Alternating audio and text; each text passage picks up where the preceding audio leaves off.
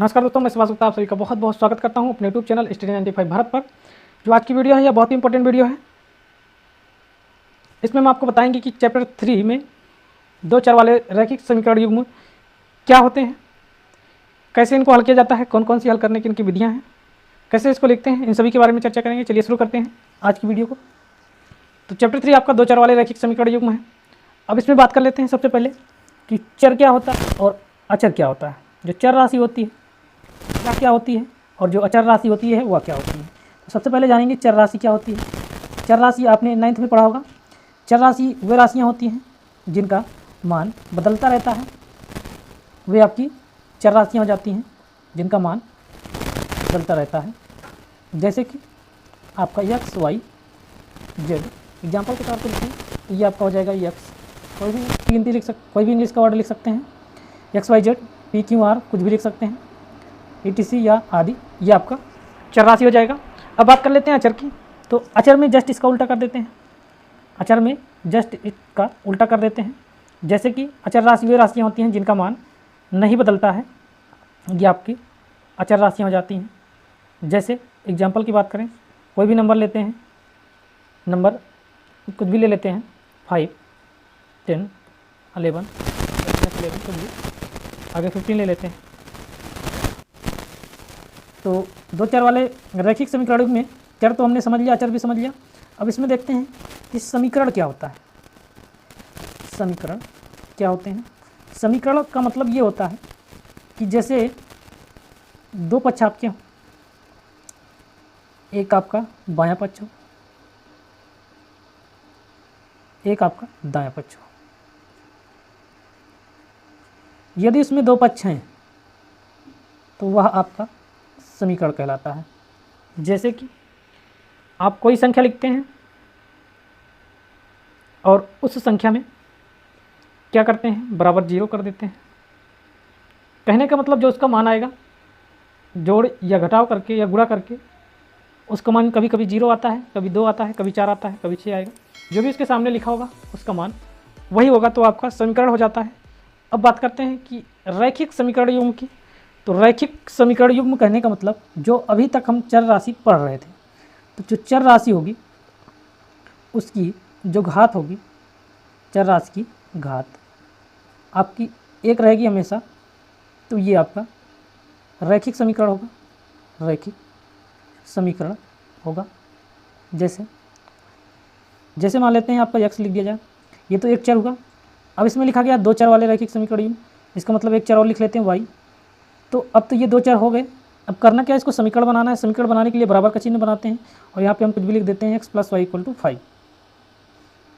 इतनी बात आपको समझ में आ चुकी होगी।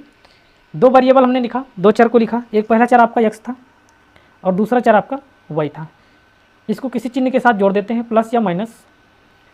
यहाँ तक तो ये हो गया दो चर वाले। अब रैखिक लिखना है, रैखिक मतलब एक घात लिखा हमने, जो चर राशि थी उसकी घात 1 लगाया है, यहाँ पे ये लिखी नहीं जाती है। अब समीकरण लिखना है, युग्म लिखना है। समीकरण बनाने के लिए आप बराबर का चिन्ह लगाएंगे और इसके बाद कोई ना कोई संख्या लिख देंगे जो उसको रिलेट करेगा, जो उसकी वैल्यू होगी, जो उसका जोड़ने पर मान आएगा। अब यहाँ पे कोई एक इक्वेशन और लिखते हैं, मान लेते हैं यहाँ पे लिख देते हैं, मान लेते हैं यहाँ पे लिख देते हैं 2x + 3y, 2x + 3y = 12। अब यहाँ पे दो इक्वेशन आपको दे दिए गए हैं, ये आपके युग्म बन गए, जोड़े बन गए। दोनों ही जो चर राशि इसकी है यह बराबर है, दोनों में x y है, तो ये आपके समीकरण के युग्म हो गए, जोड़े हो गए। अब इसको आपको हल करना है, तो इस समीकरण को हल करने के लिए कई तरीके हैं, कई विधि। मान लेते हैं इस समीकरण को अब हल करते हैं, x + y = 5, x + y = 5। उसके बाद लिखा था आपका 2x + 3y = 12। यहाँ पे x का मान यदि हम 3 रखते हैं और y का मान 2 रखते हैं, तो ये आपका जो होगा समीकरण का इसका हल हो जाएगा। अब यह जो समीकरण का हल होगा इसको एक कोऑर्डिनेट पर हम निरूपित करते हैं। जैसे मान लेते हैं आपका यह है x है, x डैश है, y है, y डैश, बीच में आपका ओरिजिन होता है 0। इधर आप प्लस में जाएंगे और इधर आप माइनस में आएंगे, ऊपर प्लस में जाएंगे, नीचे आप माइनस में आएंगे। अब यहाँ पे करना क्या होगा, इन दोनों समीकरण का मान रखेंगे। तो यह आपकी एक स्ट्रेट लाइन, कोई ना कोई आपकी एक सीधी रेखा प्राप्त होगी यदि इसको हम हल करते हैं। तो जैसे मान लेते हैं x और y का मान आपका प्लस में आया है, तो यह आपका एक कोई सीधी रेखा होगी, यही समीकरण का आपका हल होगा। समीकरण का हल, यही एक सीधी लाइन आपकी प्राप्त होगी। तो ये था आपका कि रैखिक समीकरण युग्म को सॉल्व कैसे करते हैं, इसको अभी हम आगे बता रहे हैं।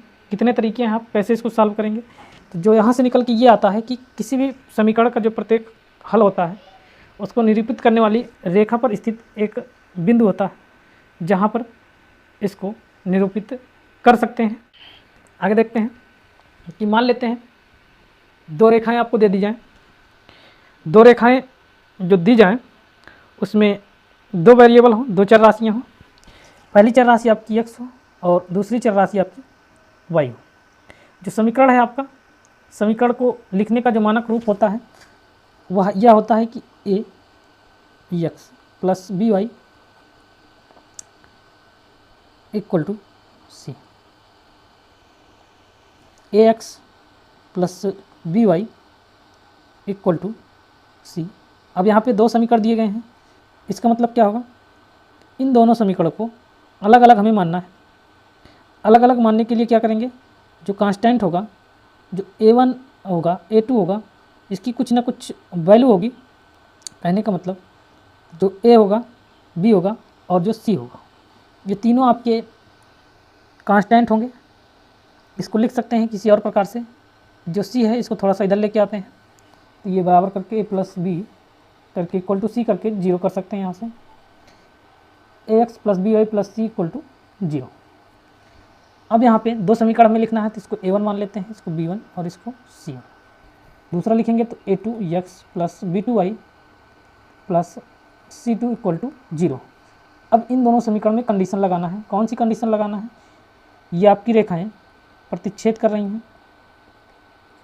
जो रेखा है आपकी ये प्रतिच्छेद कर रही है, ये आपकी फर्स्ट पहली रेखा है, ये आपकी सेकंड रेखा है।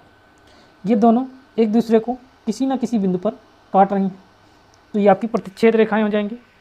कब होंगी, इसकी कंडीशन होती है कि दोनों रेखाएं प्रतिच्छेद कब होगी, कैसे जानेंगे इसको।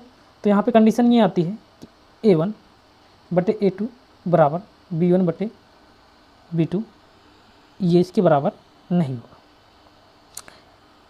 तब यहाँ प्रतिच्छेद करती हुई रेखाएं हो जाएंगी a1 बटे a2 not equal to b1 बटे b2 के। इसी प्रकार से दूसरी कंडीशन ये आती है, ये रेखाएं एक दूसरे के समांतर होंगी।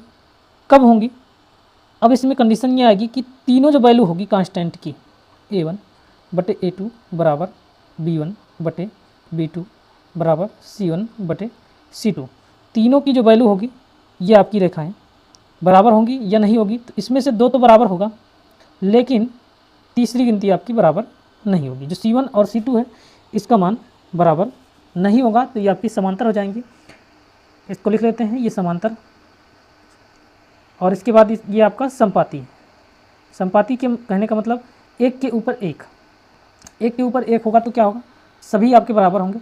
a1 बटे a2 बराबर b1 बटे b2 इक्वल टू c1 बटे c2।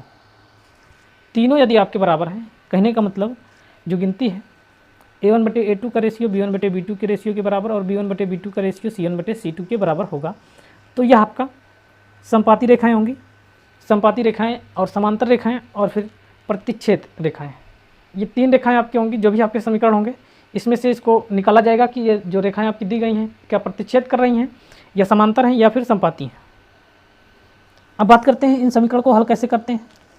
तो एक रैखिक समीकरण युग्म को हल करने की बीजगणितीय विधि कई हैं।